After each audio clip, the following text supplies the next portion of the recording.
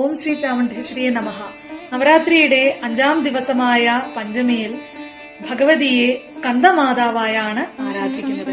6 ശിരസുകളോടുകൂടിയ ശ്രീ സുബ്രഹ്മണ്യ സ്വാമിയെ മടിയിൽ വെച്ച് ലാളിക്കുന്ന ഭാവമാണ് ഭഗവതിക്ക്. അമ്മയുടെ വാത്സല്യവും സ്നേഹവും ആനന്ദമൊക്കെയാണ് ഈ ഭാവത്തിൽ നമുക്ക് കാണാൻ സാധിക്കുന്നത്. സ്നേഹവും ശക്തിയും ജ്ഞാനവും പകർന്നു നൽകി സൽ സന്താനത്തെ ഭഗവതി ലോക നന്മയ്ക്ക് വേണ്ടി സജ്ജമാക്കുകയാണ്.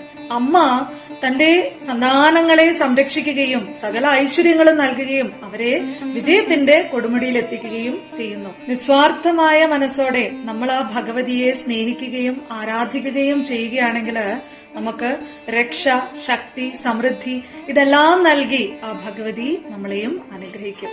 ആ ഭഗവതിയുടെ കൃപാകടാക്ഷത്തിനായി ഭഗവതിയെ ആരാധിക്കൂ. എല്ലാവർക്കും ഭഗവതിയുടെ അനുഗ്രഹം ഉണ്ടാവട്ടെ. സർവം ശ്രീ ജഗദംബാർപ്പണമസ്തു.